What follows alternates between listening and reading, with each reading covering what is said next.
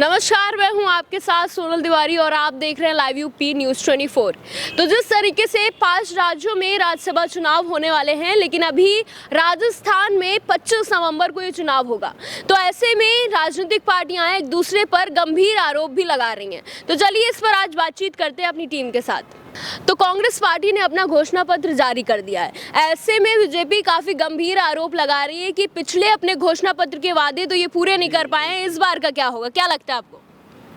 सही बात है कि आज कांग्रेस ने जारी किया अपना घोषणा पत्र, लेकिन सवाल ये भी है कि पिछली सरकार कांग्रेस की ही है। अगर घोषणा पत्र पूरा नहीं किया तो सरकार नहीं आती। बीजेपी वहाँ पिछले चुनाव में भी बहुत सारे जोर लगाए, बड़े बड़े मंत्रियों को अपने चुनाव प्रचार के लिए भेजी, लेकिन अगर नहीं पूरा की होती तो सरकार नहीं आती। और घोषणा पत्र की बात है तो बीजेपी भी कई ऐसे मुद्दे हैं जो नहीं पूरा कर पाई हैं। तो घोषणा पत्र को सभी लोग जारी करते, सभी पार्टियां जारी करती हैं चुनाव के समय, लेकिन उसमें से कई ऐसे मुद्दे रहते हैं, अहम मुद्दे जो छूट जाते हैं, कई योजनाएं जो पहुंच ही नहीं पाती हैं।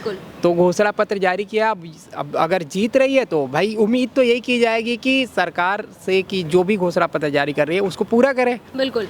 तो लेकिन अगर जैसे आपने कहा कि वो पिछले अपने वादे पूरे नहीं कर पाए थे, तो उसके साथ ही साथ बीजेपी ने भी नहीं काफ़ी वादे अपने पूरे किए, लेकिन अगर बात करें तो कांग्रेस तो वहाँ की रूलिंग पार्टी थी, तो उससे अपने वादे शायद ये बहुत ज़रूरी बात थी कि कोई रूलिंग पार्टी हो तो उससे अपने वादे ज़रूर पूरे करने चाहिए थे ताकि वो अगली बार फिर से आ सके। जी बिल्कुल सही, आपका क्वेश्चन बहुत सही है, लेकिन अब सरकार से जनता यही उम्मीद करती है कि जो भी वादे किए जा रहे हैं वो पूरे किए जाएं। लेकिन कभी कभी क्या होता है कि 5 साल बीत जाते हैं, सरकार को मौका नहीं मिल पाता है। ठीक है, लेकिन ये 5 साल का वक्त बहुत लंबा होता है।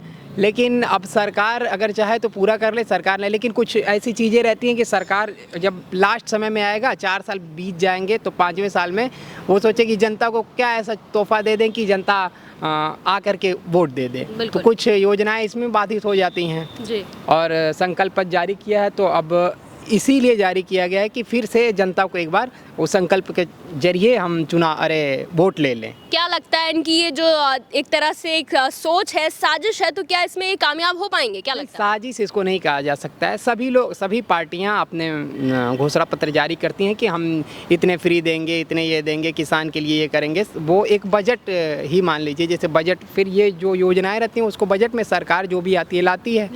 अब उसमें क्या है, कुछ वादे पूरे होते हैं, कुछ नहीं पूरे हो पाते हैं। इसको साजिश नहीं कहा जा सकता। लेकिन जिस तरीके से देखा जाए तो साजिश ही मानी जाएगी, क्योंकि ये है कि जब घोषणा पत्र जारी किया कांग्रेस ने तो बीजेपी इस पे घेर रही है कि ये जो पिछले ही संकल्प पत्र पूरे नहीं कर पाए, सरकार इनकी है, तो ये नए वाले में अगर सरकार बनेगी तो क्या पूरा करेंगे? बिल्कुल, अगर आप पिछले वादे अपने नहीं पूरे कर पाए तो हम आपसे क्या उम्मीद कर सकते हैं? तो मुझे ऐसा लगता है कि अगर कोई रूलिंग पार्टी है तो उसे अपने वादे जरूर पूरे करने चाहिए, तभी आगे जनता उन पे भरोसा भी करेगी। बिल्कुल, किसी भी प्रदेश में अगर जो सरकार आ रही है, आदमी आपसे, वहाँ की जनता आपको कुछ उम्मीद करके अगर सरकार ला रही है, तो जो भी योजनाएं हैं, जो भी आपके घोषणा पत्र हैं, उसको पूरा करिए ताकि जनता का विश्वास बना रहे, तभी आपको फिर से एक बार सत्ता में मौका मिलेगा। बिल्कुल। राजस्थान में इस बार बीजेपी और कांग्रेस की काफी देखा जाए खतरनाक टक्कर होने वाली है। तो क्या लगता है इस बार कौन बाजी मारेगा? अभी तो देखिए, अभी कांग्रेस की सरकार है और जो भी सर्वे आ रहे हैं कई चैनल्स के या कई जो भी रिपोर्ट आ रही है, अभी ये है कि बीजेपी नहीं आ रही है। और जो 5 राज्य में चुनाव हुए हैं, 2 राज्य में, लेकिन जैसे आपने कहा बीजेपी नहीं आ रही है, तो मुझे कहीं ना कहीं लगता है कि बीजेपी को भी कहीं ना कहीं इस बात का डर है, इसलिए देख रहे होंगे आप कि पूरे दम खम से बीजेपी लगी हुई है। जी बिल्कुल, वहाँ खुद मोदी जी प्रधानमंत्री होके खुद रैली कर रहे हैं जयपुर में रैली तो कहीं ना कहीं डर है कि भाई सरकार चली जाए, सत्ता में आना है।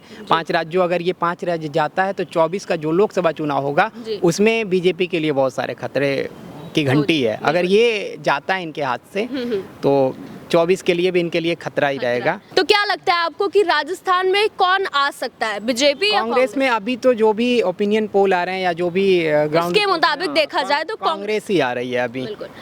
तो अब देखना काफी दिलचस्प होगा कि 25 नवंबर को वैसे अभी चुनाव है, तो अब देखेंगे इसके नतीजे आने पर कौन बाजी मारता है।